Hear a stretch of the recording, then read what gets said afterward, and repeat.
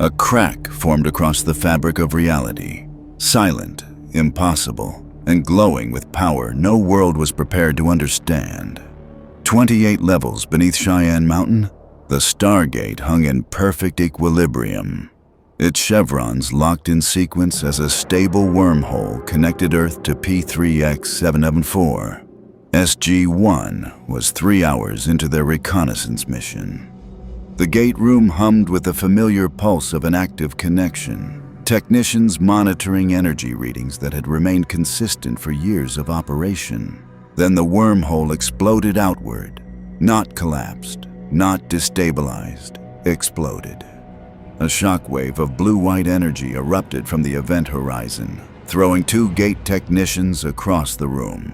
Alarms screamed to life as a secondary wormhole, something that should have been physically impossible, tore through the existing connection like a bullet through paper.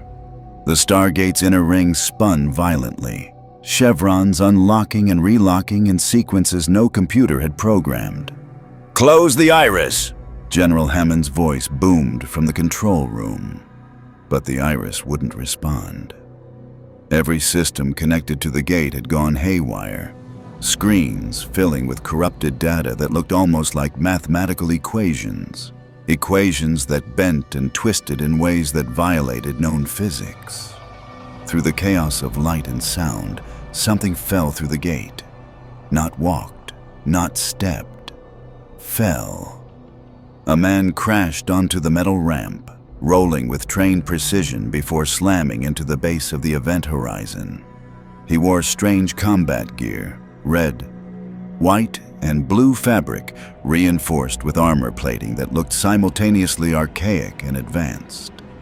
Strapped to his arm was a circular shield, painted with concentric circles and a white star at its center. But it was the way he moved that made every weapon in the room track him instantly. He was on his feet in less than a second, shield raised, eyes scanning the gate room with the calculated awareness of a soldier who'd walked into 100 ambushes and survived them all. Blood dripped from a cut above his eye. His uniform was scorched in places, and debris that looked like twisted metal and shattered glass materialized behind him before dissolving into nothing. Behind him, the wormhole collapsed with a sound like reality itself sighing in relief.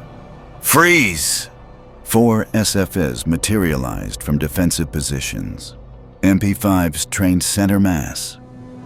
"Put down the shield! Hands on your head! Now!" Oh. The man didn't move. His blue eyes swept the room, taking in the Stargate, the technology, the weapons, the uniforms.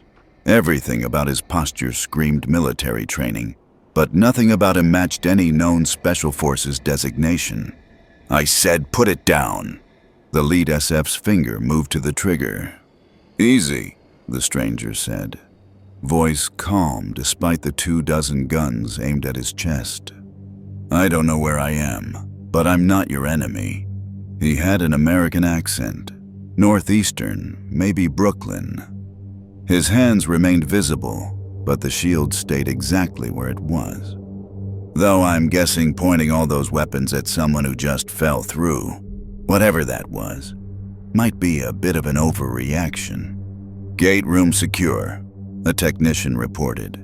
"Whatever came through, it's gone. The gate's stable now, or stable as it gets after whatever that was." General Hammond emerged from the control room, his expression carved from stone. He'd commanded this facility through Goa'uld invasions, alternate reality incursions, and time loops. But this, someone falling through an active wormhole from nowhere, this was new. "Son," Hammond said, voice carrying the weight of authority earned through decades of service, "you just breached the most secure military installation on this planet. That shield is the only thing between you and a very short conversation. So I'm going to ask you once, who are you, and how did you get here?" The stranger's jaw tightened. For a moment, he looked like a man calculating odds he didn't like. Then, slowly, he lowered the shield, not dropping it, but moving it to his side in a gesture that suggested cooperation without surrender. "Captain Steve Rogers," he said. "United States Army, serial number 3255738. And as for how I got here," he glanced back at the now dormant Stargate. "I was in a Hydra facility in Eastern Europe. They had some kind of device. Looked like Tesseract technology, powered by something I've never seen before. We tried to shut it down and it tore open. Next thing I know, I'm falling through blue light and crashing into your..." He paused, studying the massive ring. "Whatever this is." "Hydra," Daniel Jackson's voice crackled over the intercom. "General, Hydra was a Nazi science division. They were dissolved in 1945. "They weren't dissolved," Rogers said flatly. "They went underground, and they've been growing ever since." Hammond's eyes narrowed. "Captain Rogers, the United States Army hasn't used that serial number format since World War II. "I know." Rogers met his gaze without flinching. "I enlisted in 1943. Silence fell across the gate room. Every person present did the math. That would make this man over 90 years old. The man standing before them didn't look a day over 30. "Sir?" Major Samantha Carter's voice came through the intercom, tight with scientific fascination. "I'm reading residual energy signatures on his equipment. It's not matching anything in our database. Not Goa'uld, not ancient, not Asgard. The waveform is completely foreign. And that shield..." She paused. "Sir, the material composition isn't registering on any of our scans." "Medical team to the gate room," Hammond ordered. "Captain Rogers, you're going to come with us. You're going to answer a lot of questions. And depending on those answers, you're either walking out of here eventually, or you're not walking out at all." Rogers nodded slowly. "I'd expect nothing less, General, but I need to know, am I still on Earth?" Hammond studied him for a long moment. "That," he said, "is a very complicated question." "Then I guess," Rogers said, adjusting his grip on the shield, "we better start talking." As SF teams moved to escort him from the gate room, none of them noticed the faint mathematical equations still flickering on the edge of the monitor screens. Equations that suggested the dimensional breach hadn't fully closed. Something had followed Captain America through the gateway between worlds, and deep in the black of space, aboard a Hatak-class mothership orbiting a conquered world. A Goa'uld system Lord's sensors detected an unusual energy signature near the Tauri homeworld.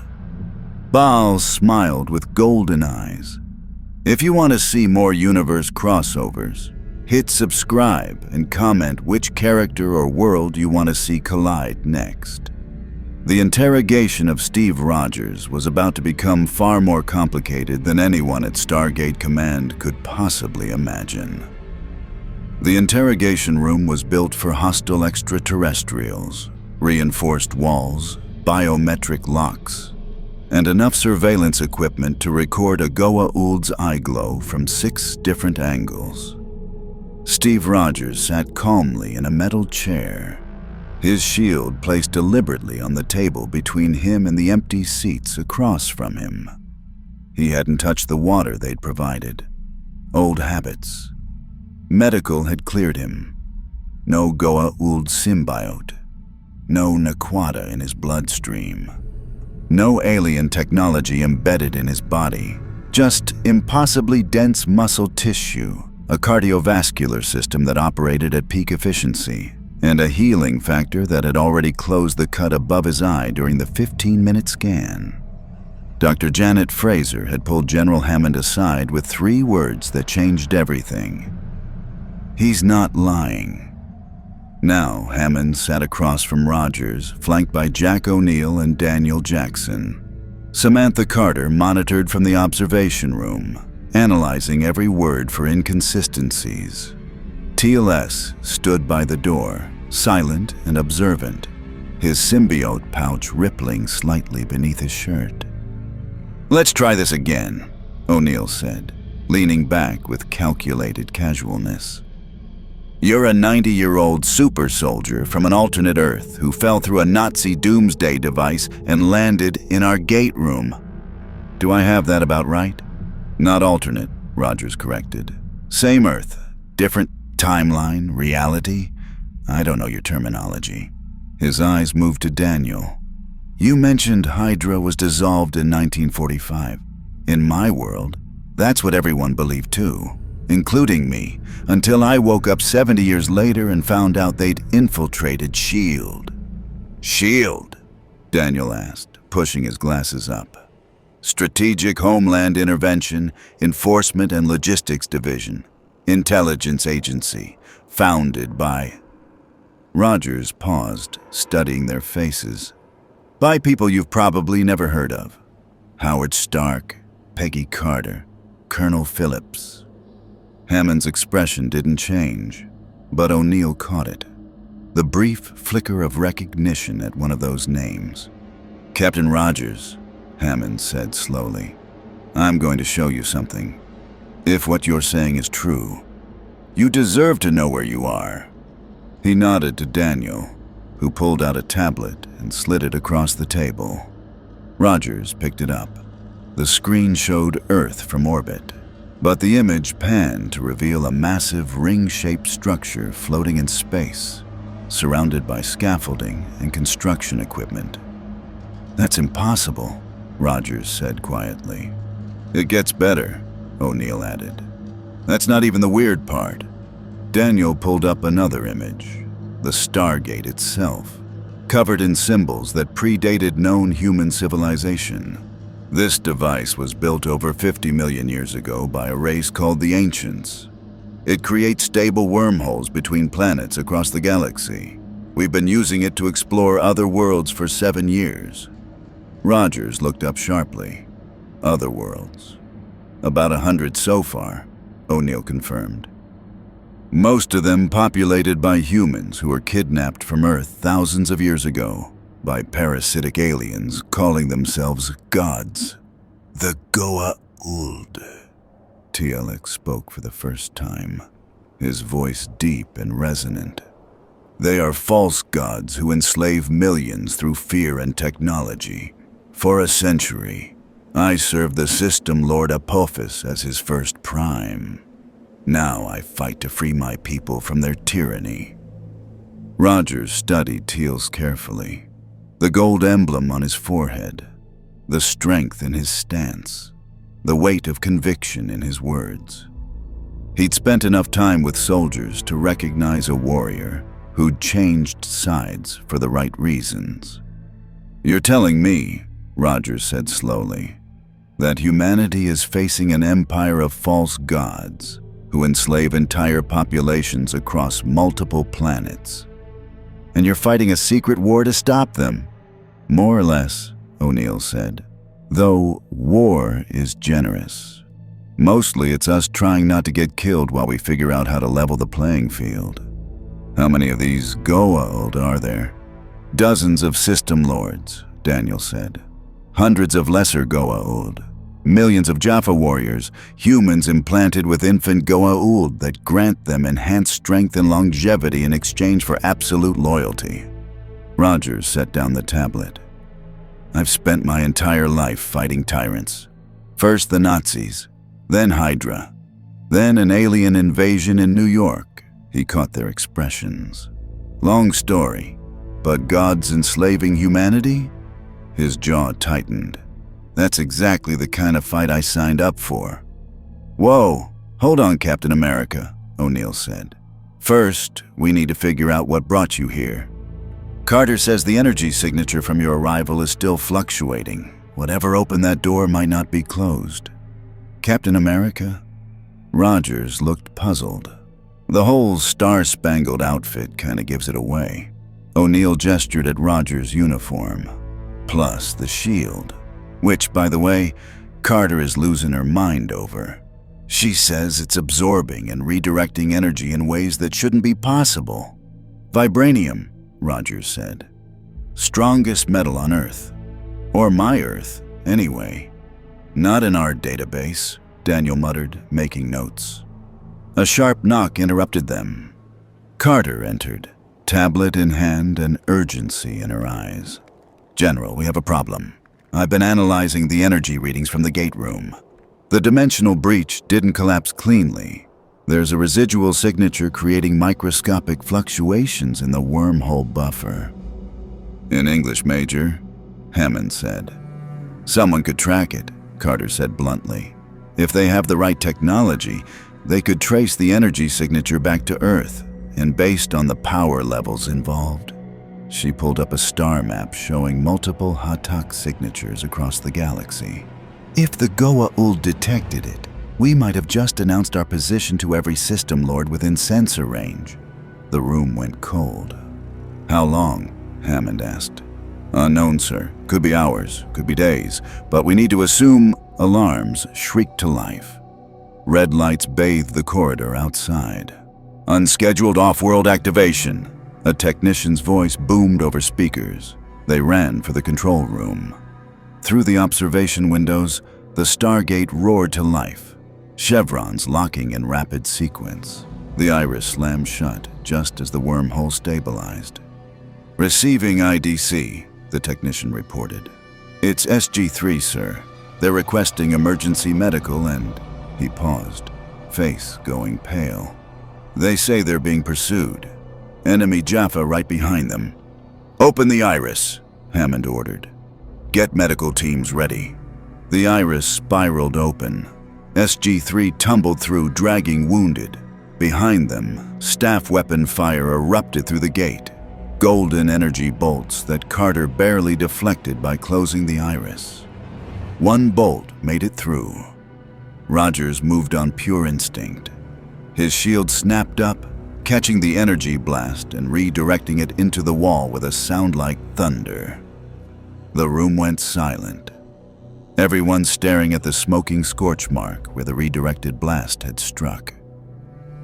Okay, O'Neill said quietly. That's useful. Major Coburn, SG-3's commander, clutched a bleeding shoulder. General, they knew we were coming. Baal's Jaffa were waiting.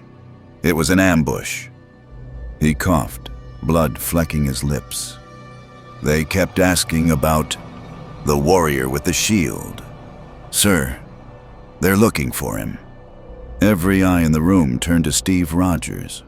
Looks like, Rogers said, picking up his shield. I just made some enemies. The briefing room felt smaller with Rogers in it. Not physically, but in the way his presence commanded attention without demanding it. He sat at the conference table studying a tactical display of P3X-888, a Naquata mining world that SG-1 had been monitoring for 3 weeks. Intelligence suggested the Jaffa garrison was minimal, the system lord distracted by political maneuvering with rivals. Perfect for a milk run, or what passed for one at Stargate Command. You don't have to do this, Daniel said, reviewing his translation notes for the local dialect. You literally just got here. Nobody expects you to... I'm a soldier, Dr. Jackson, Rogers interrupted, adjusting the tactical vest SGC had provided. It fit awkwardly over his uniform. Designed for modern soldiers, not super soldiers from alternate realities. Your people are risking their lives fighting the same kind of evil I've spent my career opposing. If I can help, I help. I like him, O'Neill said, checking his P90. He's got that whole righteously determined thing down. Very captain-y. Teal'c inclined his head slightly. There is honor in your conviction, Captain Rogers, but the Goa'uld are not the enemies you have faced before. They command technology beyond your experience and armies numbering in the millions. I fought an alien army in Manhattan with a god of thunder, a guy in an iron suit, and a scientist who turns into a giant green rage monster. Rogers said evenly, I'm adaptable. Carter looked up from her equipment check. Sir, about the shield. I've run every test I can without damaging it.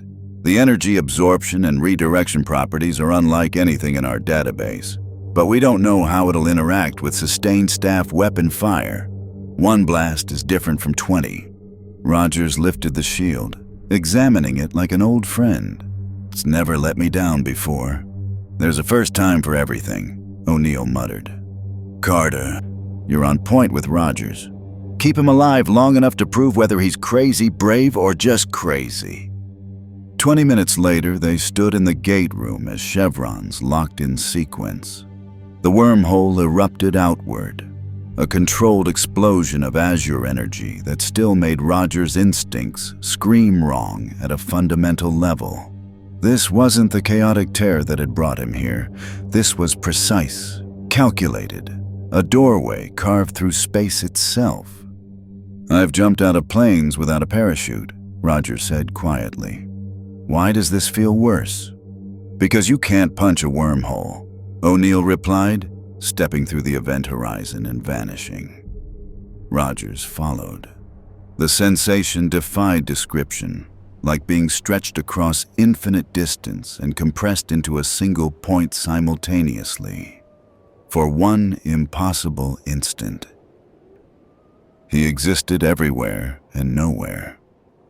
Then reality snapped back and he stumbled onto another world. The sky was wrong. 2 suns hung in alien positions, casting double shadows across red sand terrain dotted with crystalline structures that grew like technological trees. In the distance, a pyramid rose from the desert, not Egyptian style, but close enough to be unsettling. Welcome to P3X888, Carter said, checking her scanner. Naquata readings are consistent with previous visits.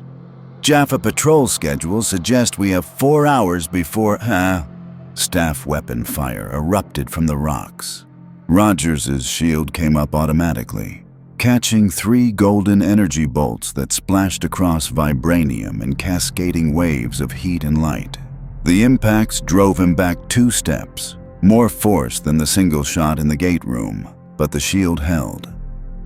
Contact left, O'Neill shouted, returning fire with his P90. So much for minimal garrison!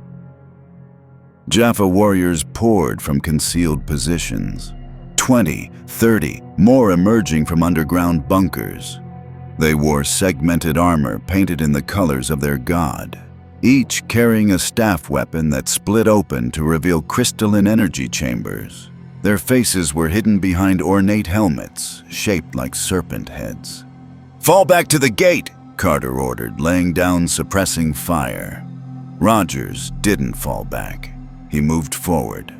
Old instincts took over. Battlefield awareness honed in 100 firefights. The Jaffa were trained warriors, but they fought with the arrogance of soldiers who'd never faced real resistance. They advanced in loose formations, relying on superior firepower rather than tactics. Rogers threw his shield. It sailed through the air with perfect rotation, striking the lead Jaffa's staff weapon and shattering the energy chamber in a burst of sparks. The shield ricocheted at an impossible angle. Physics that shouldn't work but did anyway, striking 2 more warriors before returning to Rogers' hand like it was magnetized. How did you... Carter started. Practice, Rogers said, already moving.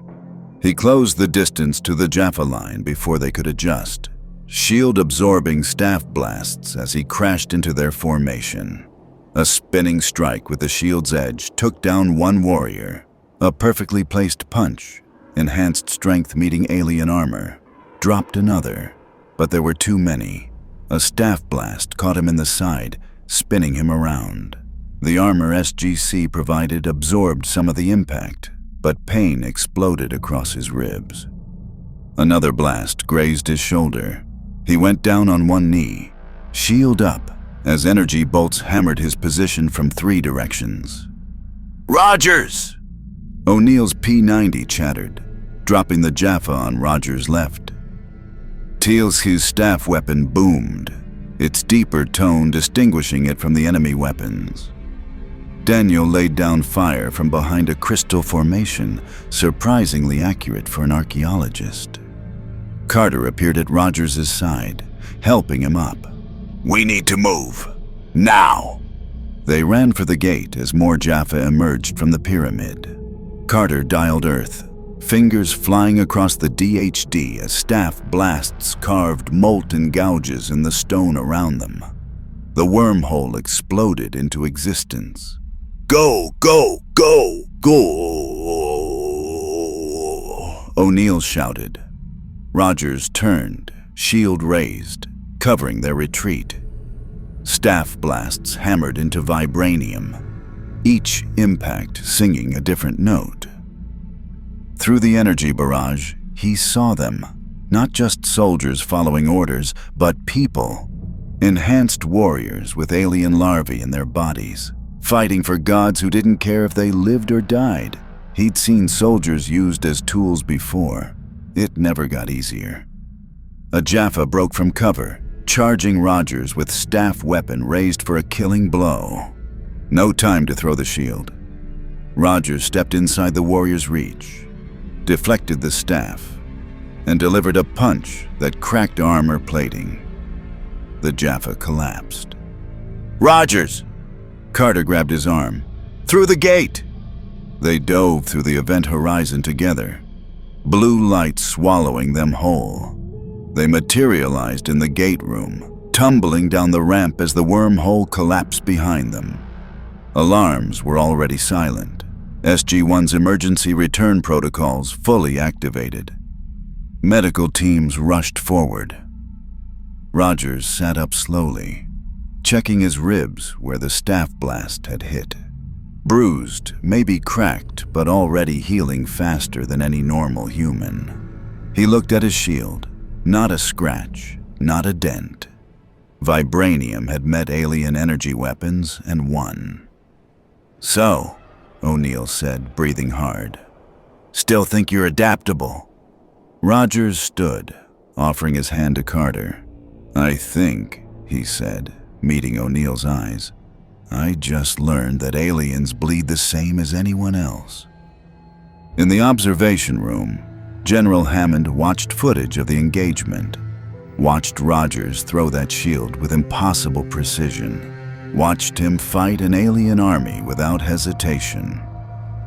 "Get me a full analysis of his combat effectiveness," Hammond ordered, "and someone find out who Goa'uld is and why he's so interested in our new guest." On P3X-888, a Jaffa First Prime knelt before a communication device. His god's voice echoed through the crystal with divine authority. "Did you see him?" Goa'uld demanded. "Yes, my lord. The warrior with the shield. He fights without Goa'uld enhancement, without symbiote. Yet he stands against staff weapons as though they were nothing." Goa'uld's golden eyes glowed brighter. "Bring him to me, alive. I would see this impossible human for myself." The briefing came 3 days later, and it came with a warning. "This is Goa'uld," Daniel said, pulling up a holographic image that materialized above the conference table. The face that appeared was handsome by human standards. Sharp features, calculating eyes, and the unmistakable golden glow of a Goa'uld symbiote. He's one of the most cunning system lords in the Goa'uld Empire, while others fight for territory. Goa'uld plays the long game: manipulation, subterfuge, technological advancement. He's also, Carter added, pulling up tactical data, one of the few system lords actively seeking ancient technology. He doesn't just want power, he wants knowledge. And according to Tok'ra intelligence, he's been consolidating forces near this sector for the past 6 months. Rogers studied the image, arms crossed. The healing bruises from P3X-888 had already faded to yellow-green smudges that would be gone by tomorrow. 3 days in SGC's medical bay had given him time to read mission reports, study alien technology primers, and realize just how outmatched Earth really was. Let me guess, Rogers said. Chadmadhuad. He heard about the guy with the indestructible shield, and now he wants it. Not just the shield, O'Neill corrected. You. Carter's scans show your cellular structure operates at efficiency levels that would make a Goa'uld jealous. You heal faster than a Jaffa with a symbiote, hit harder than anyone without super strength should, and you don't need a snake in your belly to do it. The Goa'uld have been trying to create perfect hosts for millennia, Daniel explained. They've experimented with Jaffa enhancement, genetic manipulation, even ancient gene therapy, but they've never succeeded in creating a human who's naturally enhanced without external technology. He paused. Until you. Rogers felt cold understanding settle in his gut. He wants to replicate the serum, or implant you with a symbiote, Tilak said gravely. A Goa'uld with your enhanced capabilities would be nearly unstoppable. Even other system lords would hesitate to challenge such power. That's not happening, Rogers said flatly. We know, Hammond said from the head of the table, which is why you're not leaving this facility until we have a better handle on Baal's movements. We've increased security protocols and the red alert klaxons cut him off. Unscheduled off-world activation. The technician's voice carried genuine fear. Chevron 7 locked. Incoming wormhole. They ran for the control room. Through the observation windows, the Stargate roared to life. But something was wrong. The event horizon pulsed with unusual energy, and the receiving transmission was on frequencies SGC had never encountered. It's not one of our teams, Carter said, fingers flying across her console. The IDC is Goa'uld, System Lord level encryption. Close the iris, Hammond ordered. Sir, they're transmitting a message, audio only. Hammond hesitated for only a second. Let's hear it. The voice that echoed through the control room was smooth, cultured, and dripping with barely contained amusement. Greetings, Tauri. I am Baal, System Lord of the Goa'uld Empire. I believe you have something that belongs to me. Rogers stepped closer to the window, staring at the shimmering event horizon. Nothing here belongs to you, Hammond replied, keying the response channel. Baal's laugh was cold.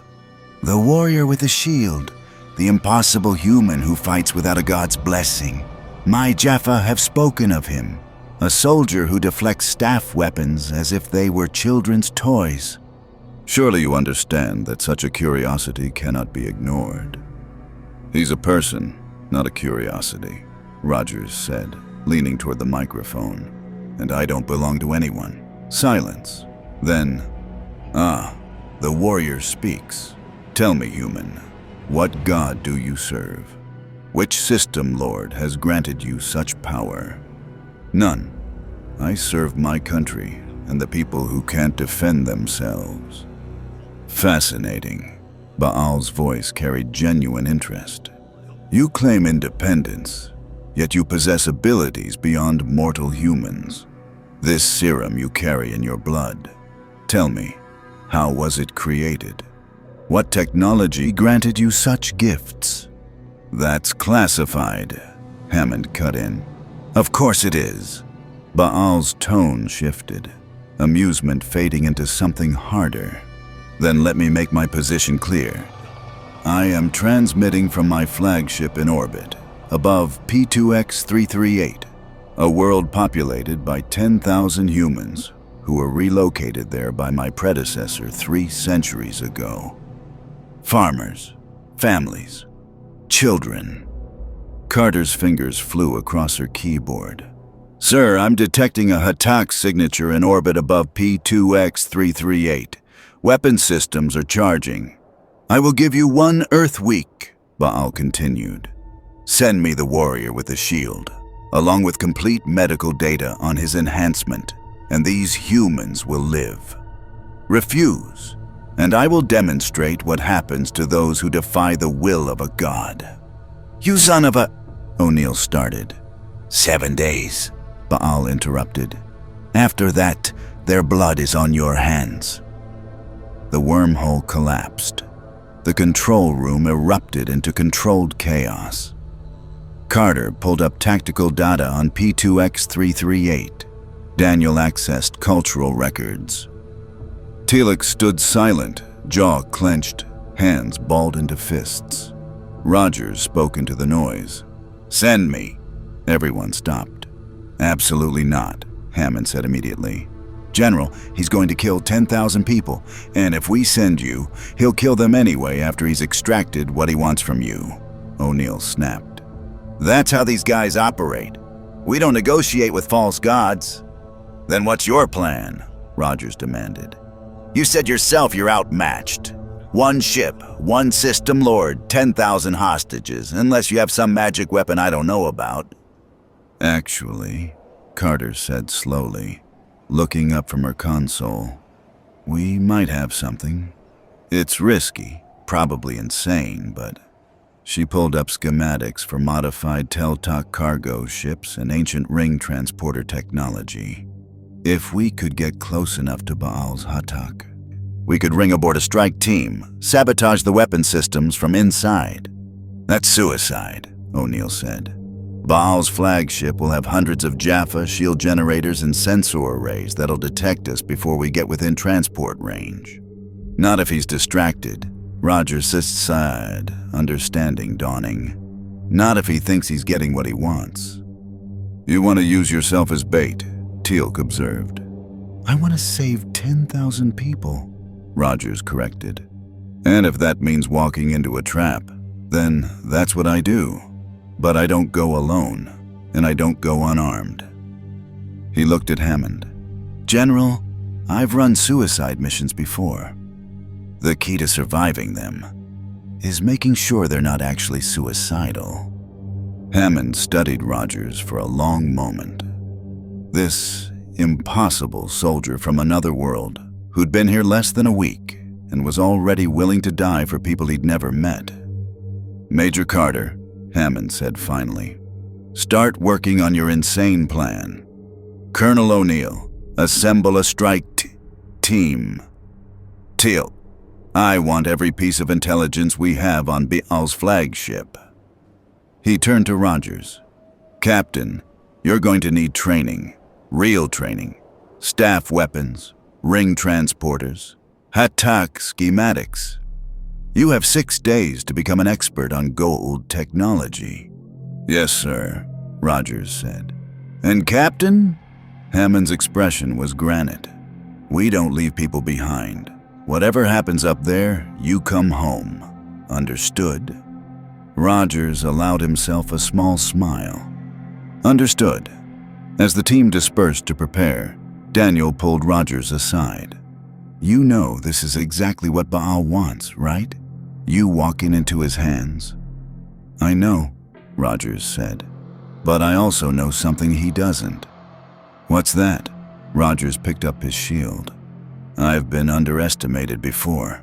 The Teltok shuddered as it dropped out of hyperspace, its cloaking device barely concealing the small cargo ship from the massive Hatak mothership that dominated the viewport. Rogers stared at Baal's flagship, a golden pyramid ship 3 times the size of an aircraft carrier, bristling with weapon emplacements and surrounded by a shimmering energy shield. Death gliders patrolled in precise formations around it. Below, P2X338 hung in space like a verdict waiting to be pronounced. "That's our target," Carter said from the pilot's seat. Hands steady on controls for a ship she'd only learned to fly 3 days ago. "Shield generators are here, here, and here." She highlighted sections on the tactical display. "Once we're inside, we have maybe 10 minutes before Baal realizes what's happening." "Plenty of time," O'Neill muttered, checking his P90 for the 3rd time. Next to him, Teal'c sat in perfect stillness, his staff weapon across his lap. Daniel fidgeted with a Goa'uld translation device, looking distinctly uncomfortable in tactical gear. Rogers wore his full uniform now, stars and stripes bold against the muted colors of SGC equipment. No point in hiding who he was. Baal wanted the warrior with the shield. He'd get exactly that. 5 minutes to transport range, Carter announced. Baal's expecting us. His Jaffa are already assembled in the Peltak, the bridge. Sensors show at least 50 warriors, maybe more in reserve. Good odds, Rogers said quietly. O'Neill looked at him. Your definition of good needs serious work. The comm system crackled to life. Approaching vessel, you will lower your shields and prepare to be boarded. A Jaffa voice, hard with authority. The warrior with the shield will surrender himself to Lord Baal's mercy. Rogers keyed the response. Tell your god I'm coming, but mercy's not on the table. He moved to the ring transporter platform, 5 circular pads that would disassemble him at the molecular level and beam him directly onto Baal's ship. Carter had explained the technology with equations that bent his brain. He'd nodded and decided to trust it the same way he trusted parachutes. Sometimes you just had to jump. Remember the plan, O'Neill said. You keep Baal talking, we sabotage the weapons. 30 minutes, then we ring back and get the hell out. 30 minutes, Rogers confirmed. What could go wrong? Don't, Daniel said. Seriously, don't jinx this. Carter's fingers danced across the controls. Transport range in 3, 2, 1. Rings active. Light exploded around Rogers. The sensation was different from the Stargate.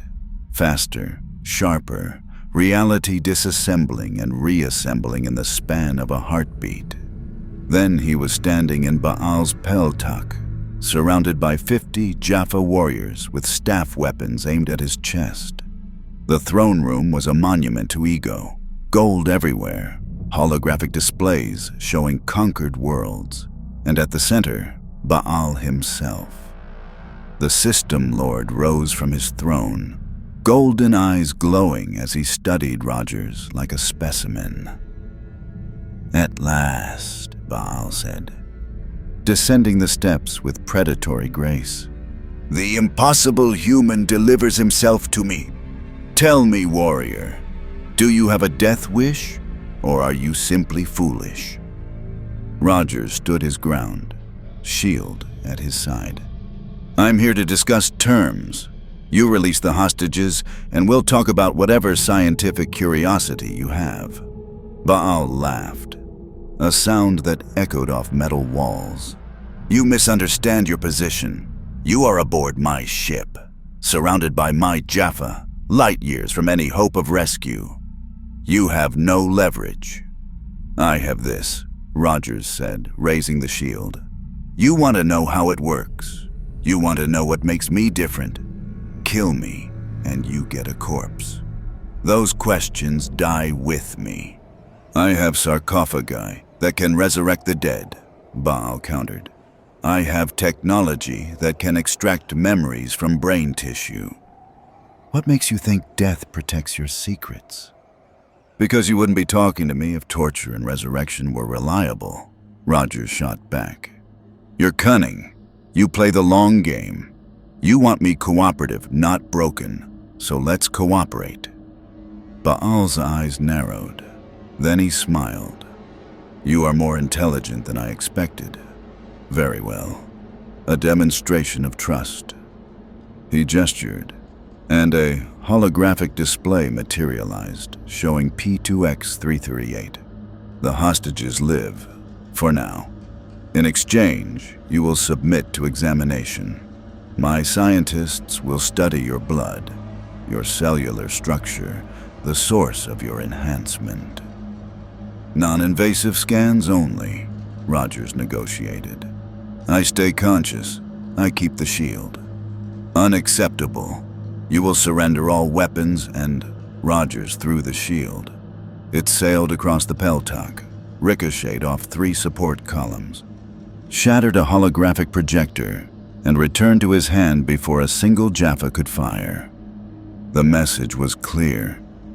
Even unarmed, he was dangerous. Goa'uld didn't flinch.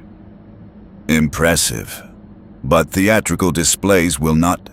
Alarms shrieked to life. "My lord!" A Jaffa at the sensor console turned, panic in his voice. "Intruders detected in the shield generator room. Tauri weapons fire."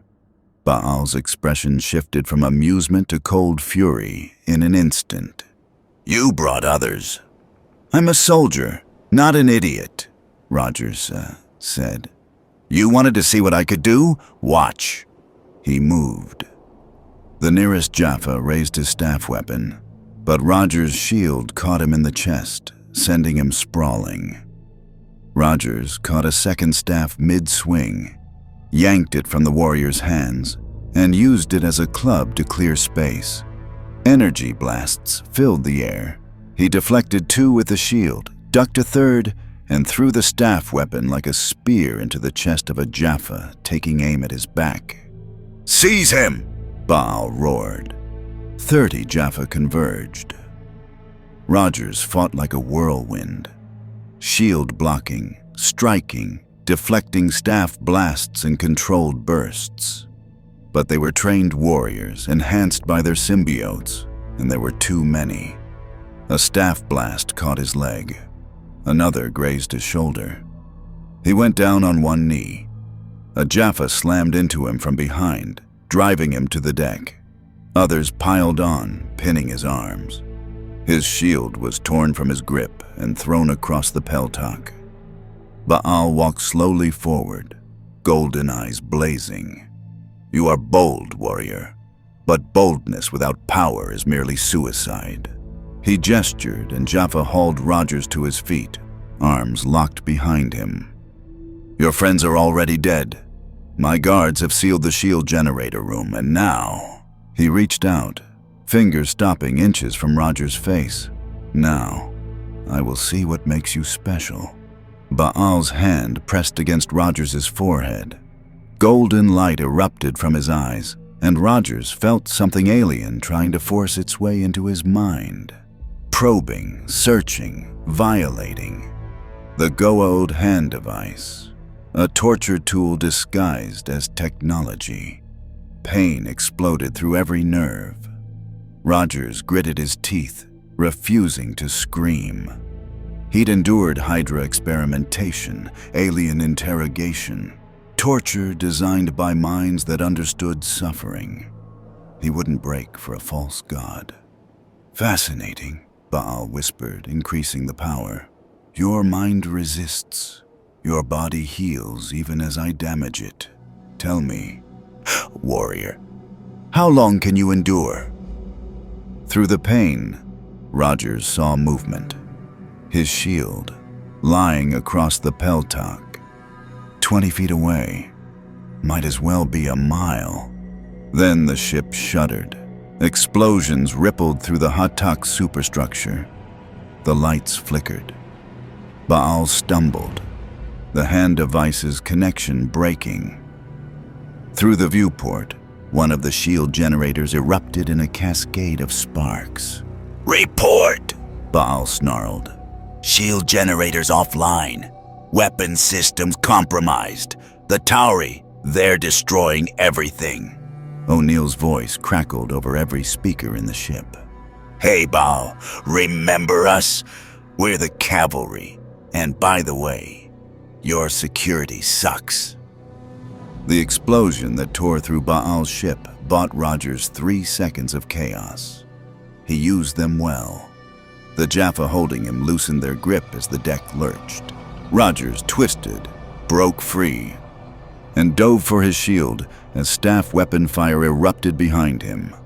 He rolled, came up with vibranium on his arm, and deflected a blast that would have taken his head off. "All Jaffa to the shield generator room," Goa'uld commanded, his composure cracking.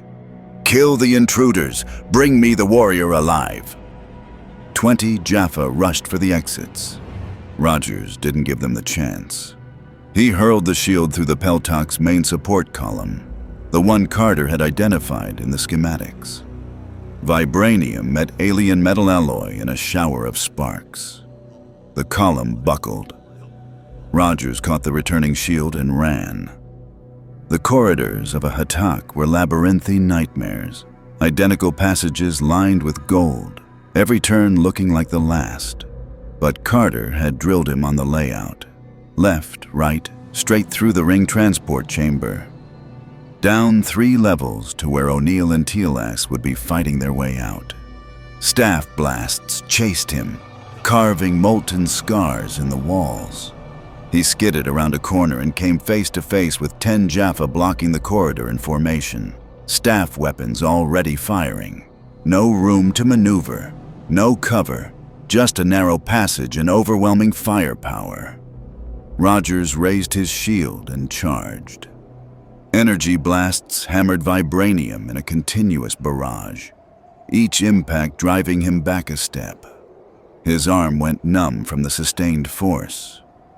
But the shield held, and he kept moving forward, step by agonizing step, until he was among them. Close quarters combat. The Jaffa were strong, enhanced by their symbiotes, but they fought with the rigid discipline of warriors who'd never faced a truly unpredictable opponent. Rogers fought with 70 years of experience compressed into a body that never stopped adapting. A spinning shield strike took down 2. An elbow to a weak point in armor dropped a 3rd. He caught a staff weapon mid-swing, used it to vault over a Jaffa, and delivered a kick that sent the warrior crashing through a wall panel, but more kept coming. "Captain Rogers," a voice, female, filtered through a communication device. A figure emerged from a side passage, wearing robes that shimmered with embedded technology. Her eyes glowed briefly, then faded to normal brown. "This way, quickly!" Rogers hesitated. Another Goa'uld. But the explosions were getting closer, and he was running out of options. He followed. She led him through passages that seemed to shift and blur. Technology. He didn't understand creating shortcuts through the ship's architecture. Finally, they emerged in a cargo bay where a small ship, sleeker than the Teltak he'd arrived in, sat waiting. "Who are you?" Rogers demanded, shield raised. "Someone who is not what you think." She touched her chest, and her eyes glowed, but the color was different, softer. "I am Selmak of the Tok'ra. My host is Mariel. We are allies of the Tauri, though this alliance is complicated." "Tok'ra," Rogers said, remembering the briefings. Goa'uld resistance. Symbiotes who claim to share their hosts equally. "You're the good snakes." A crude but functionally accurate assessment. Selmak's voice carried dual tones, host and symbiote speaking in harmony. "Your friends are trapped in the shield generator room. Baal has sealed the exits and is flooding the section with toxic gas. They have perhaps 5 minutes before the concentration becomes lethal. Can you get me there?" "I can, but you must understand. If I help you, if the Tok'ra are discovered assisting in this attack, Baal will declare war on our entire movement. Hundreds of operatives will be exposed. Thousands will die." Rogers met her eyes, both of them, host and symbiote. "Then why are you here?" "Because I heard what you said in the Peltak, that you serve people who cannot defend themselves." Selmak's expression shifted, became more vulnerable. Mariel speaking now. "The Tok'ra have fought the Goa'uld for thousands of years. We have sacrificed everything for this war. But sometimes I wonder if we have forgotten what we are fighting for." "You reminded me." She pulled a Tok'ra communication device from her robes. "There is another way to save your friends and the hostages. Baal keeps a personal symbiote in stasis. A young queen he was preparing to implant in a captured system lord. If you allow me to implant you with her, you would have power beyond measure. Strength, knowledge, millennia of experience. You could defeat Baal yourself, free the hostages, and— No! The word hung in the air like a gunshot. You do not understand, Selmak said urgently. This is not a Goa'uld.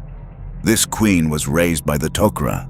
She would share your body as an equal partner, not a tyrant.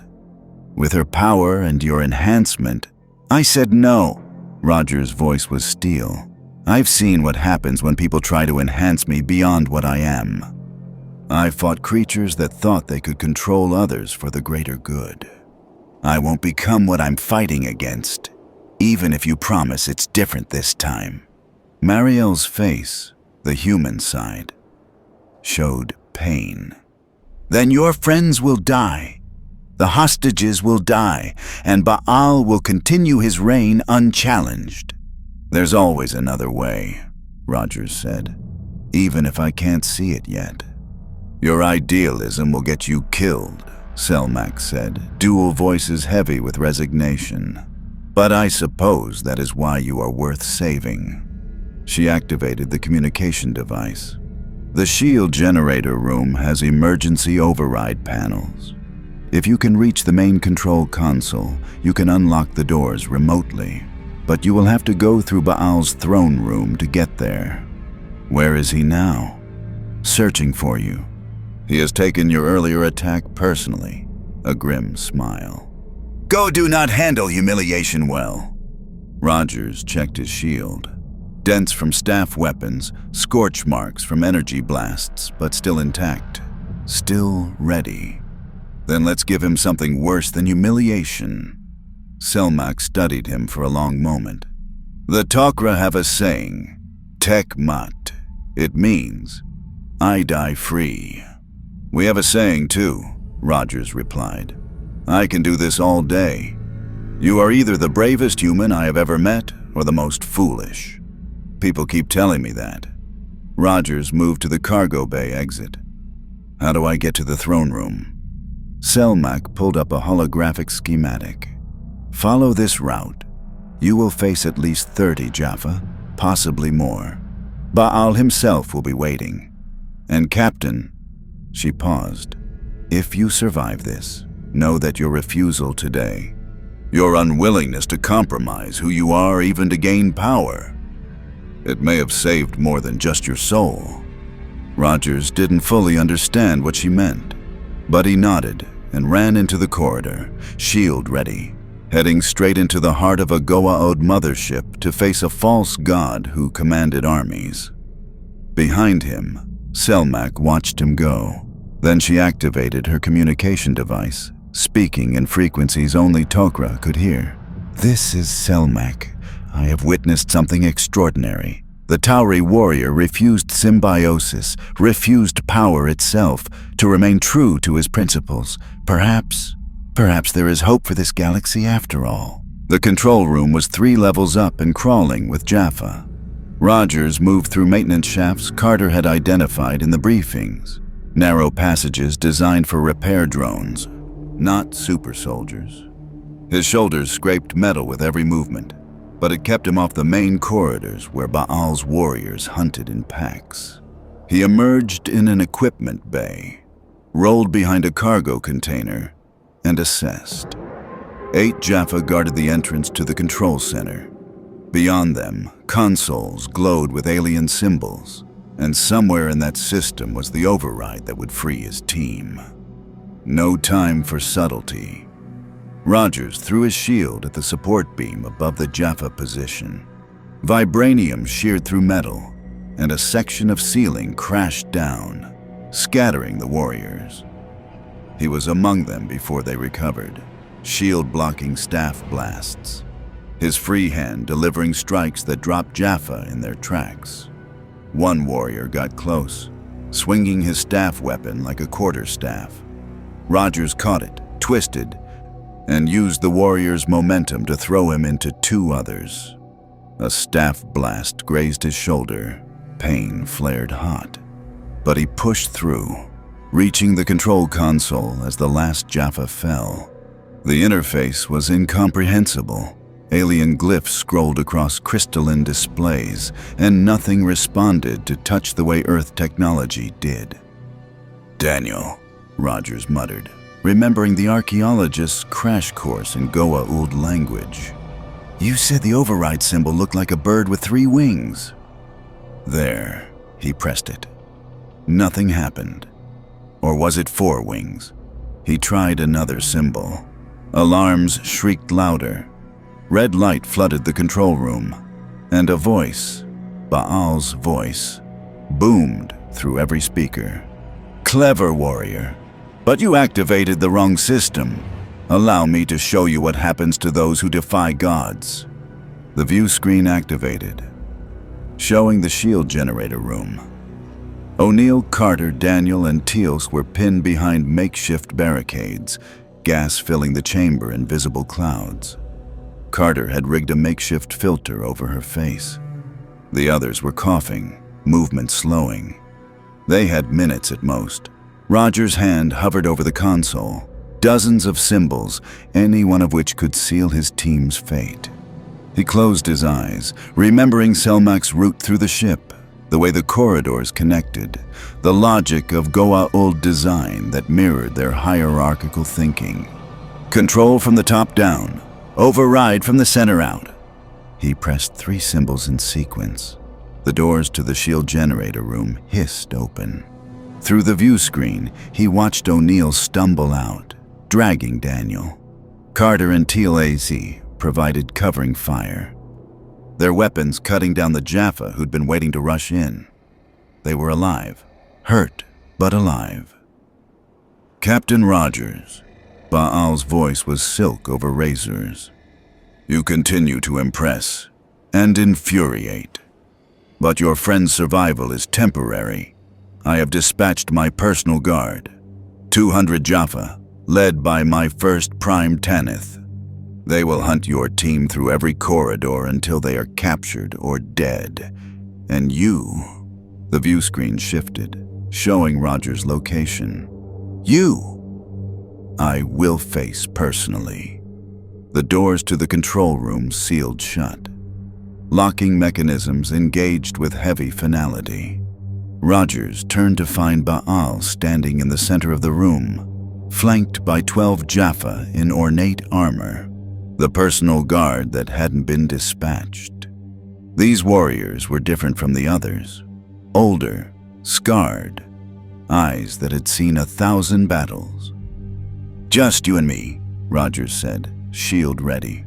"Hardly," Baal replied. "You face a god and his chosen warriors, but I appreciate the sentiment." He descended the steps from his throne, hand device glowing on his palm. "Tell me, Captain Rogers, what drives a man to such futile heroism? What makes you believe you can stand against beings who have ruled galaxies for millennia?" "I'm from Brooklyn," Rogers said. "We don't know when to quit." He threw the shield. Baal caught it mid-flight with the hand device, golden energy suspending vibranium in the air like a specimen under glass. "Did you truly think the same trick would work twice?" Rogers was already moving. He'd never expected the throw to hit. It was a distraction. He vaulted over a console, grabbed a fallen staff weapon, and fired at the ceiling supports. The blast brought down a section of the Peltak's elaborate architecture, gold and crystal crashing down between him and half the Jaffa guards. Baal released the shield, and Rogers caught it as he rolled. 3 Jaffa converged from his left. He deflected their staff blasts, closed the distance, and fought with every ounce of serum-enhanced speed he possessed.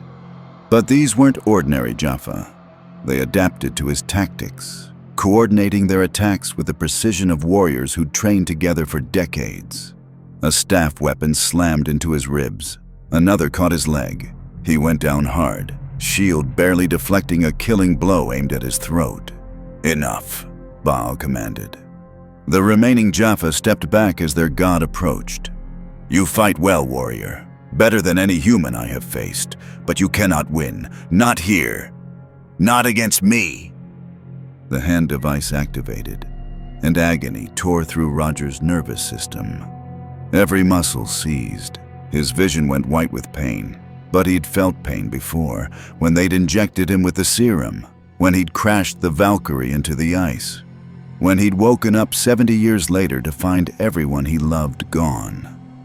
Pain was old news. He forced his hand to move, inch by agonizing inch, until his fingers touched the shield. The vibranium was cool against his burning skin, grounding, real. Through the pain, he heard voices, not in the room, in the corridors beyond, shouting in Jaffa language, but different from Baal's warriors. These voices carried different words, spoken with growing conviction. Tekmat, Tekmat, I die free. Baal heard it too. His eyes widened with something Rogers had never expected to see in a god's face. Fear.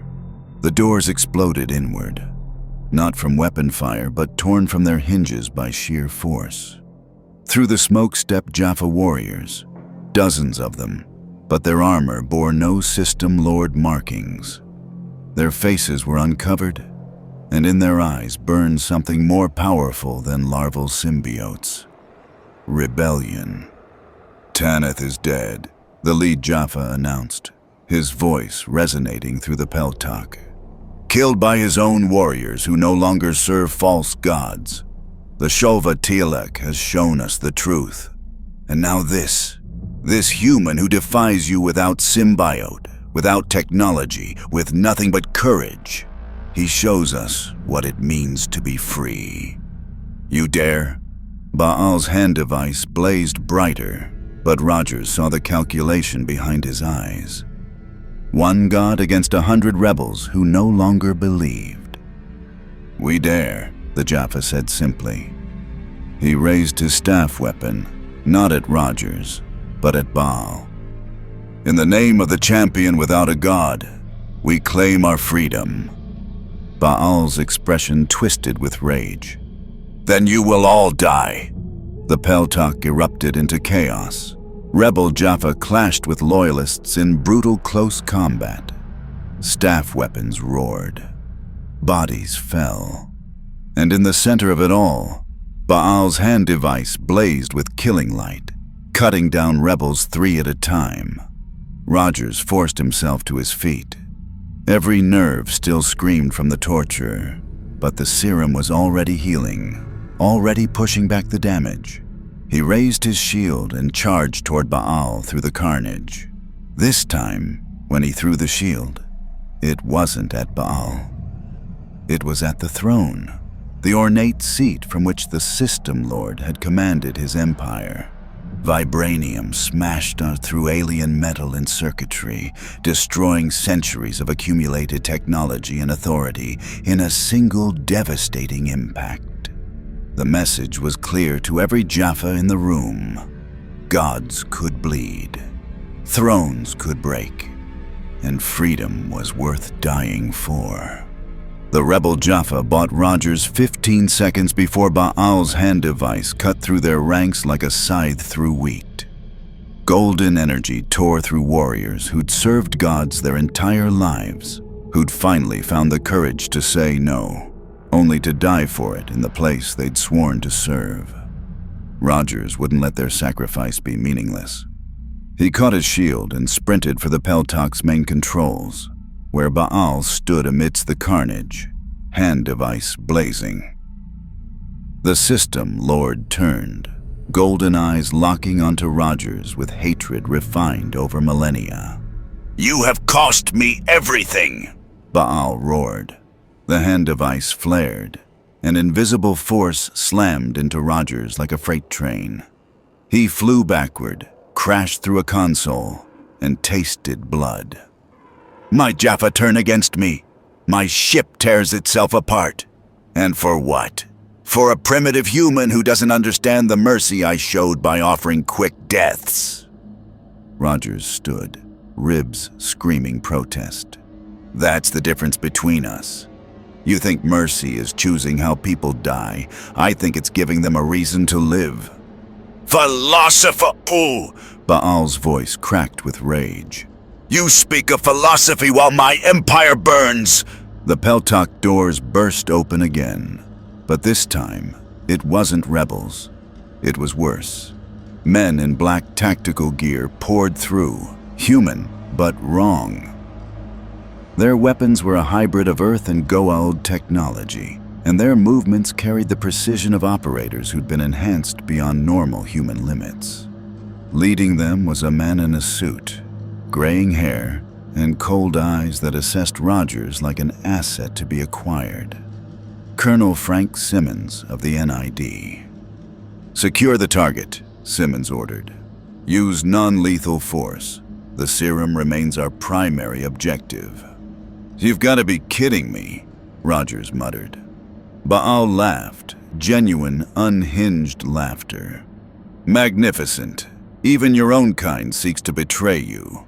Tell me, warrior, how does it feel to be so valuable that everyone wants to own you?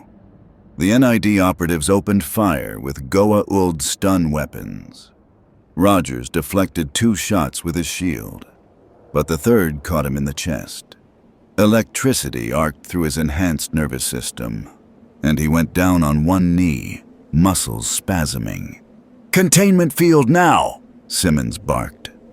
A device activated stolen Goa'uld technology, and energy barriers materialized around Rogers, trapping him in a cylinder of golden light. He slammed his shield against it, but the field held. Baal, Simmons said, turning to the system lord with the confidence of a man who'd made a deal with devils before. Our arrangement stands. You get your ship and your surviving Jaffa.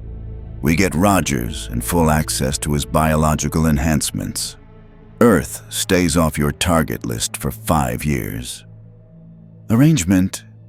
Rogers stared at Simmons. Betrayal burning hotter than the stun weapon's after effects. You sold out the entire planet. I saved it, Simmons corrected coldly. The NID understands what Stargate Command refuses to accept. We cannot fight the Goa'uld with idealism.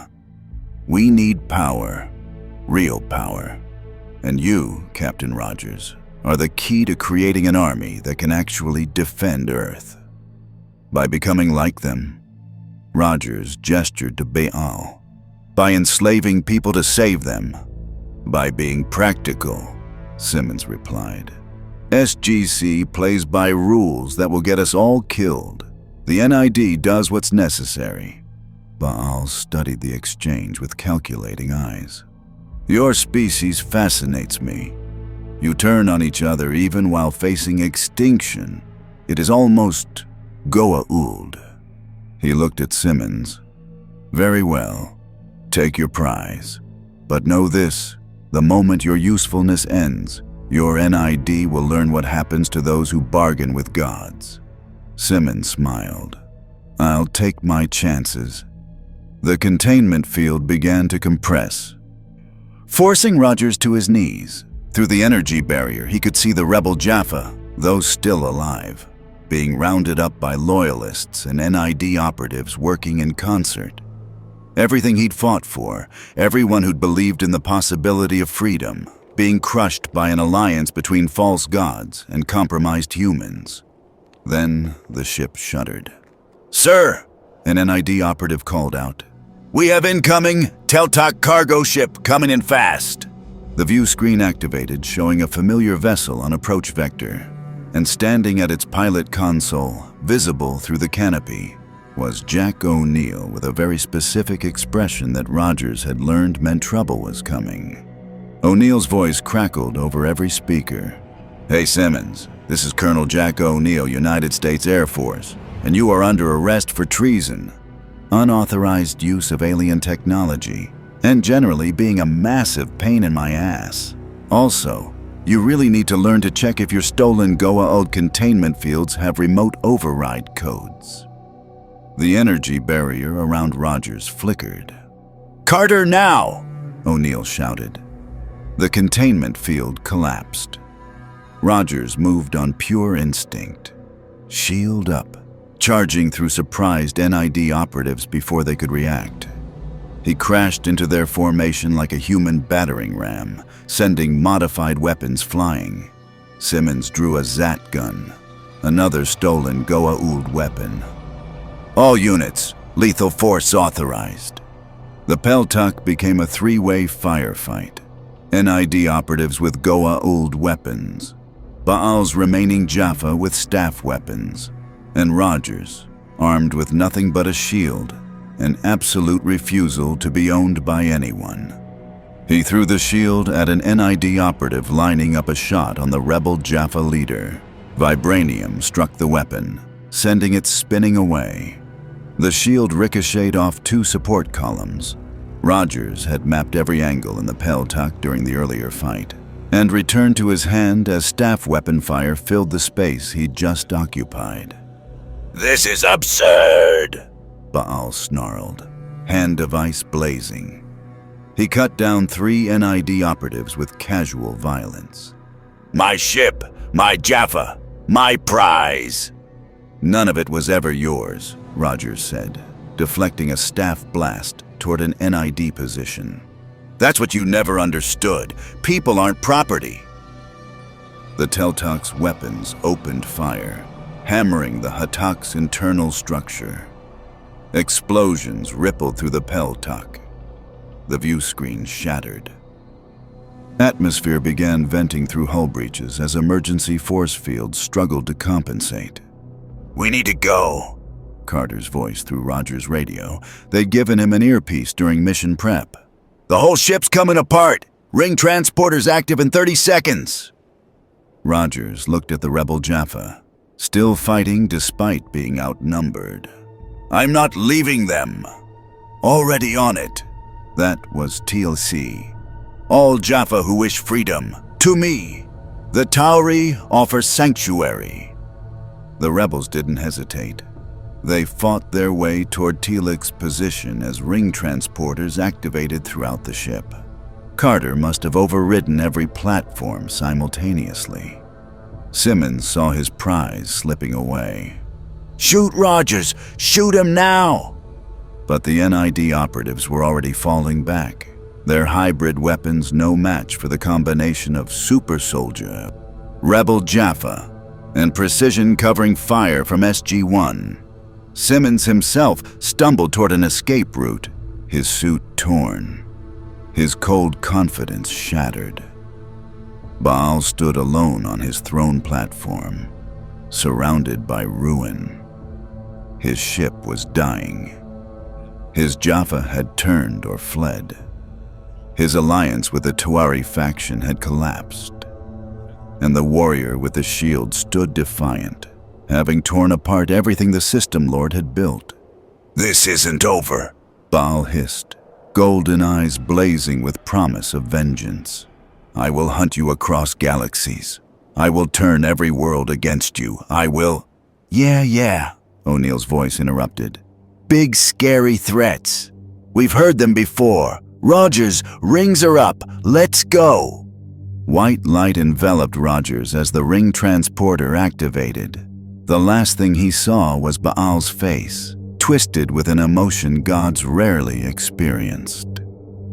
Defeat. The Hatak was dying, but it wouldn't die quietly. Rogers materialized in the Teltuck's cargo hold along with 20 rebel Jaffa, all gasping for breath, weapons still hot. Through the viewport, Baal's flagship hemorrhaged atmosphere and fire. Its golden hull cracked like an egg leaking yolk into the void. "We clear?" Rogers called forward. "Define clear," O'Neill shouted back from the pilot seat.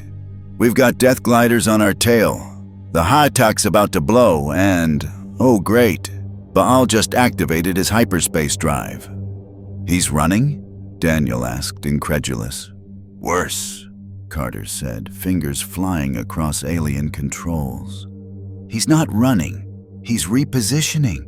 Sensors show weapons charging. He's going to glass P2X-338 from orbit before we can stop him. If those weapons fire..." 10,000 people die in the next 60 seconds. Rogers looked at the rebel Jaffa, their faces marked by symbiote scars and decades of servitude. They'd risked everything to break free, and now the same people they'd fought to save would die because a god couldn't accept defeat. What do we need to stop those weapons? Rogers demanded. Someone would have to board the hot tech again, Carter said, pulling up tactical schematics. Get to the main weapons array and physically sabotage the firing controls. But the ship's venting atmosphere, structural integrity is at 15%, and it'll be in firing position in 3 minutes.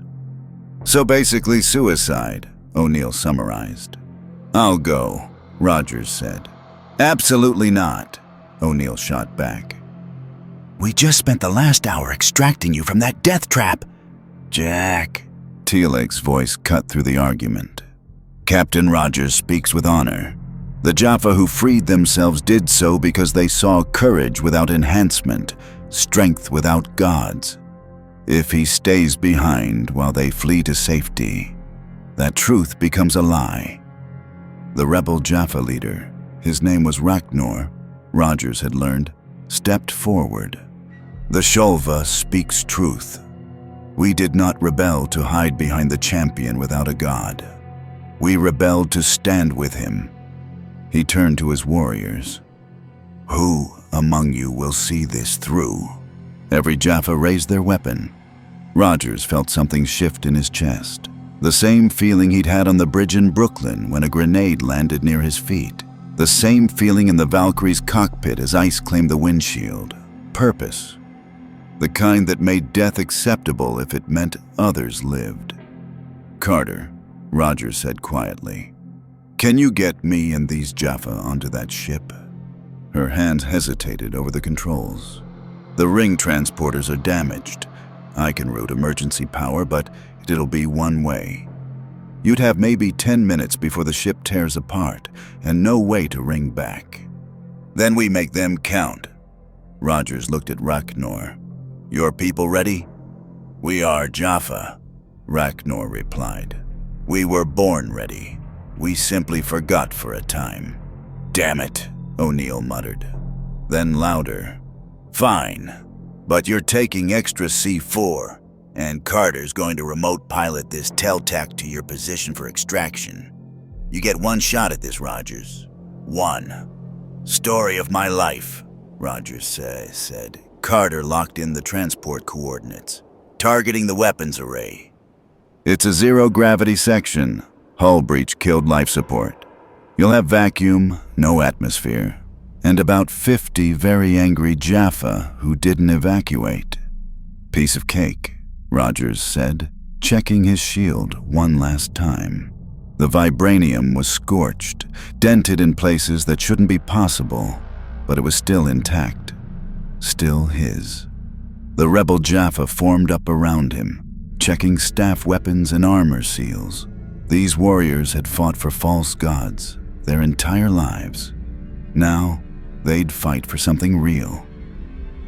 Rings active in 3, Carter announced. 2, 1. White light consumed them. Reality fractured and reassembled inside hell. The weapons array was a vast chamber lined with crystalline energy conduits that pulsed with power building toward devastating release. But the hull breach had turned it into a zero-gravity nightmare. Debris floating in suspended animation, sparks from damaged systems drifting like fireflies, and bodies of Jaffa who hadn't escaped the decompression spinning slowly in the void. Rogers' boots mag-locked to the deck. The SGC pressure suit they'd given him hissed, compensating for vacuum. Through his helmet, he could see the massive weapon control console 300 meters away, protected by a force field and 40 Jaffa in sealed armor. 10 minutes. Carter's voice crackled in his ear. Make them count. Rogers pushed off, flying through 0G toward the enemy position. The Jaffa saw him coming and opened fire. Staff weapon blasts traced golden lines through the darkness, and Rogers twisted mid-flight, shield-absorbing impacts that would have vaporized him. He crashed into their formation like a meteor. In zero gravity, combat became three-dimensional chess. Rogers used the shield not just to block, but to redirect his momentum, pushing off it to change vectors, spinning it to deflect incoming fire while moving in unpredictable patterns. The Jaffa were trained for ground combat, not void warfare. Their movements were sluggish, uncertain. Rogers had trained with the Avengers. He'd fought aliens in New York while falling through the sky. Zero-G was just another battlefield. He slammed into a Jaffa, used the warrior's mass to ricochet toward two others, and delivered strikes that sent them spinning into bulkheads. His shield flew through the vacuum, struck 3 targets in sequence, and returned to his magnetic grip. But there were too many, and time was bleeding away.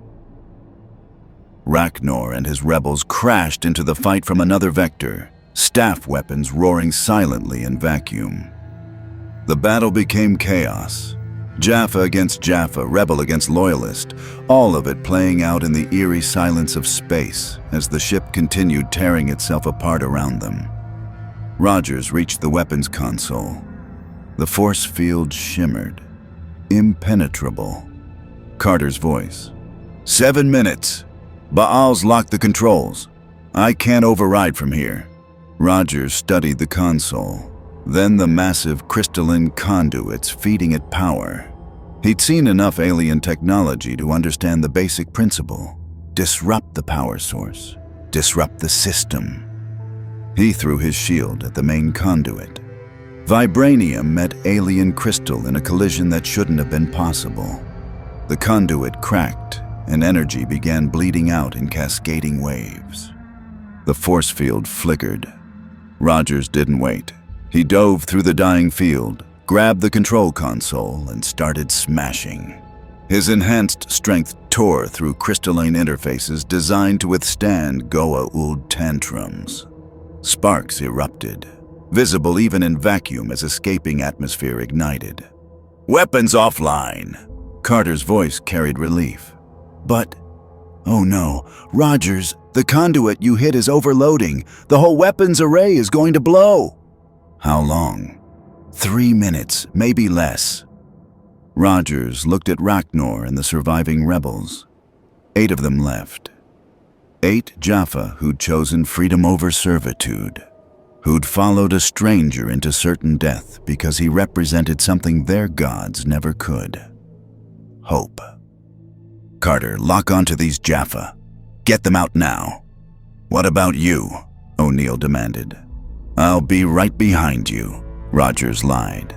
The rings activated, taking the protesting Jaffa. Rachnor's last words through the comm. "Techmat champion. We die free." Rogers smiled. Not today. He was alone in the dying ship now, floating in zero-G as energy built toward catastrophic release. Through the weapons array viewport, he could see P2X338, the planet, the people, 10,000 lives that would see tomorrow because a bunch of former slaves and one man from Brooklyn refused to let evil win. The Teltalk appeared on approach. Carter's voice. "Rings ready, but you need to get to that junction point. Now!" Rogers pushed off, flying through the deteriorating ship. Behind him, the weapons array began to collapse.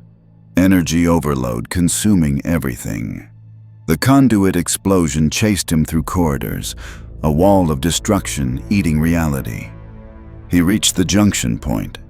"Saw the Teltalk through a gaping hull breach. Saw Baal in an escape pod."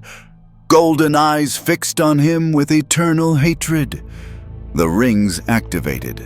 The Hatak exploded, and Rogers materialized in the Teltalk as the shockwave painted space white. The Teltalk limped through the Stargate 3 hours later, shields failing and hull integrity at 20%.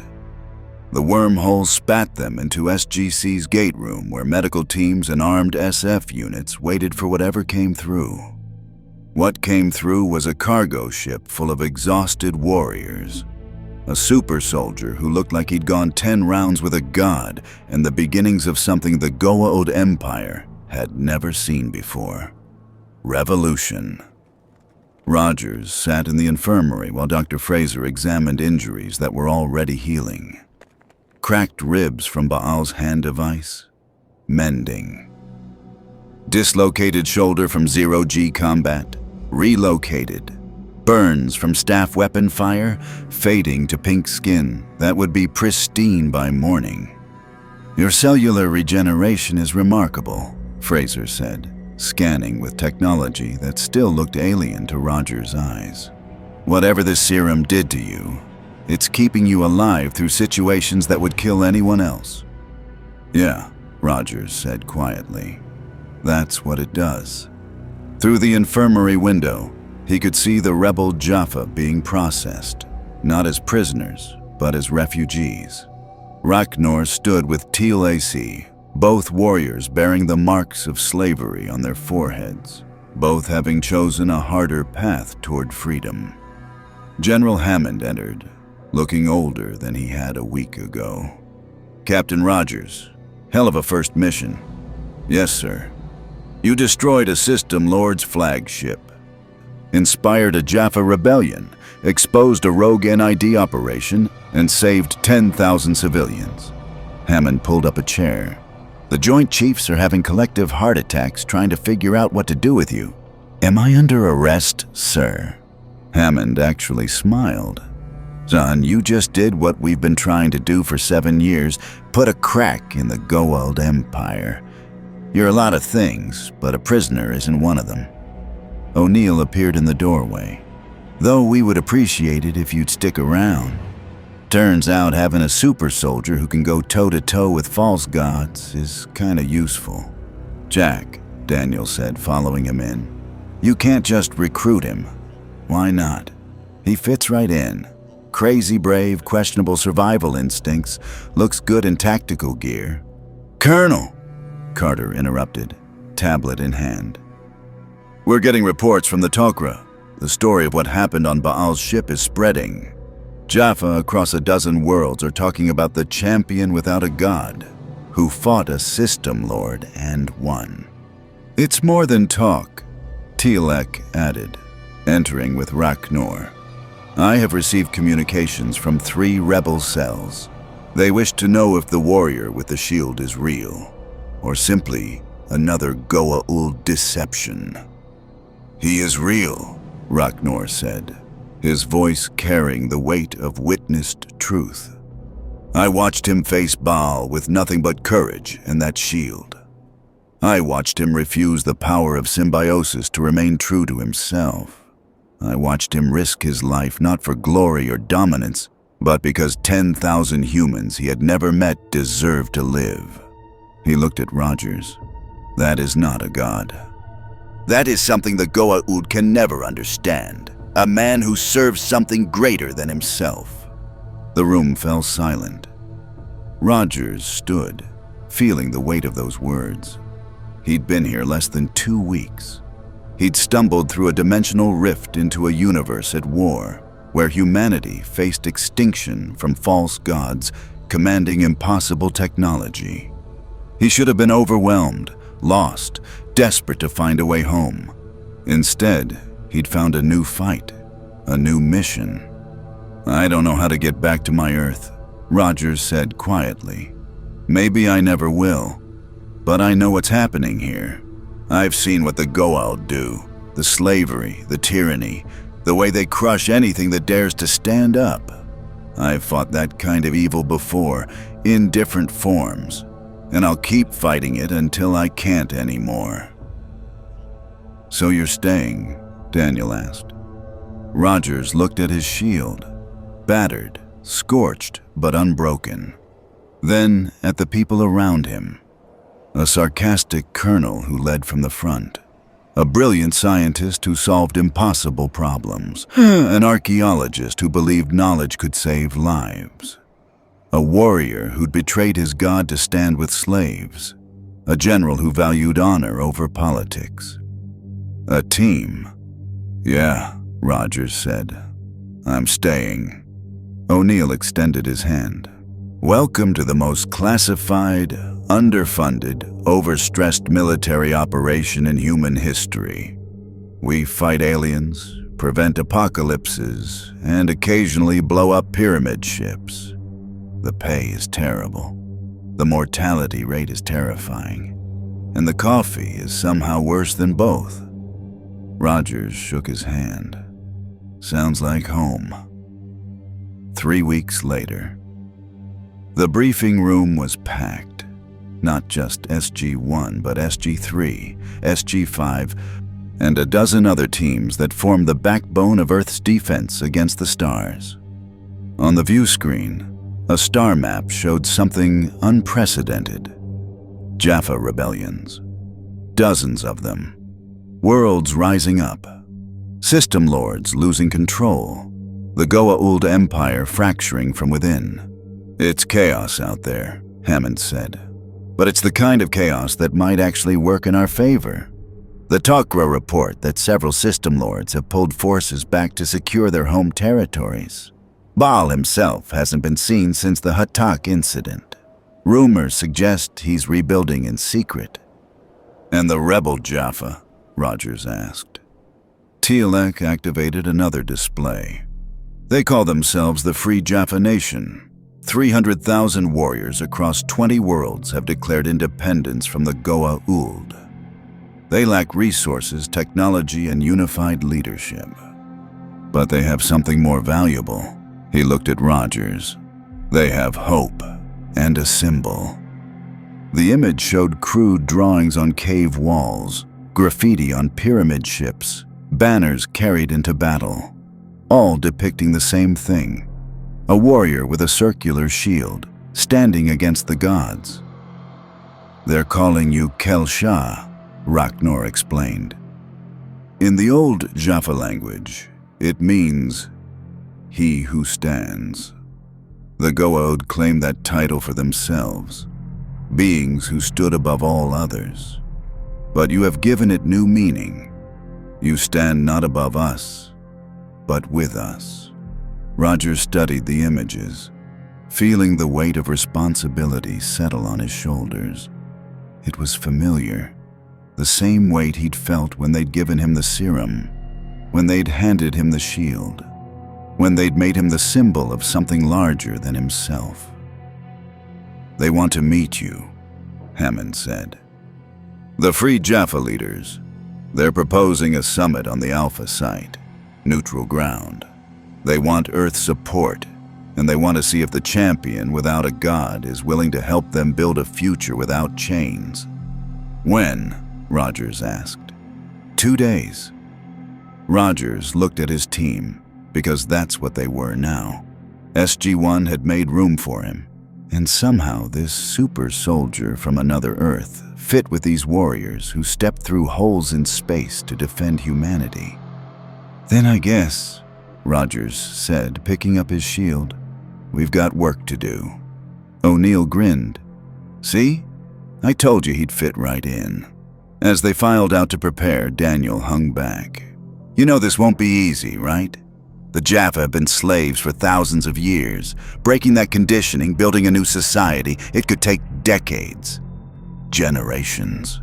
Rogers paused at the door. A wise woman once told me that even if the whole world tells you to move, your job is to plant yourself like a tree and say, no, you move.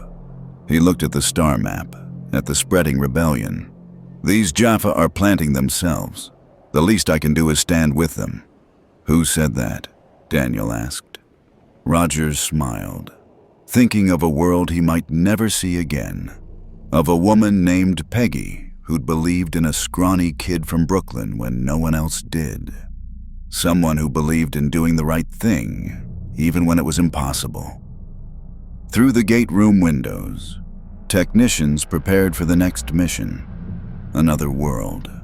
Another battle in a war that had raged for millennia. But something had changed. The false gods had finally met someone they couldn't break, couldn't own, couldn't stop. And across the galaxy, in slave pits and throne rooms and battlefields under alien stars, warriors who'd spent their lives serving others began to ask a dangerous question. What if we could be free? The legend spread faster than hyperspace travel. Within 6 months, the free Jaffa nation controlled 47 worlds. Within a year, 3 system lords had fallen, not to Earth's superior tactics or ancient technology, but to their own Jaffa warriors who'd heard stories of a human who fought gods with nothing but courage and a shield. The Goa'uld Empire, which had dominated the galaxy for millennia, found itself facing an enemy it had created through 10,000 years of oppression. Steve Rogers became something he'd never intended, a symbol that transcended universes. The same man who'd inspired Americans to buy war bonds now inspired alien warriors to break their chains. He led missions alongside SG-1, trained free Jaffa commanders in guerrilla tactics, and stood on battlefields across the galaxy, proving that power didn't come from symbiotes or hand devices, but from the choice to stand up when everyone else knelt down. Goa'uld survived, rebuilding his forces in secret and plotting revenge with the patience of immortal beings. The NID conspiracy collapsed under investigation, though Colonel Simmons escaped to parts unknown. The Tok'ra alliance strengthened, their operatives carrying tales of the Tauri warrior who'd refused symbiosis to remain true to himself. A story that challenged everything the Tok'ra thought they knew about power and sacrifice. But the greatest change happened in the hearts of warriors across the galaxy. Jaffa children born into the free Jaffa nation would never know the weight of a system lord's yoke.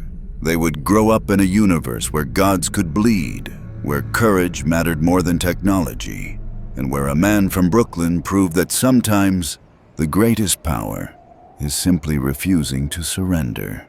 Steve Rogers never found his way home. The dimensional breach that brought him to the Stargate Universe remained an unsolved mystery, the mathematics beyond even Samantha Carter's genius. Sometimes, late at night, he'd think about his Earth, about Peggy, the Avengers, the world he'd left behind in mid-battle. But he'd found something here, too. A new mission, a new team, a new war worth fighting. And as he stood on the observation deck of the Alpha site, watching free Jaffa ships patrol the stars they'd once feared, Steve Rogers understood something fundamental. Heroes weren't defined by the universe they were born in, but by the choices they made when everything was on the line. He'd chosen to stand, to fight, to believe that freedom mattered, even when the odds were impossible. And across the galaxy, millions of warriors who'd been slaves were making the same choice. The Goa'uld called it rebellion. The Tok'ra called it revolution. But Steve Rogers called it something simpler. Hope. New worlds await. More stories soon.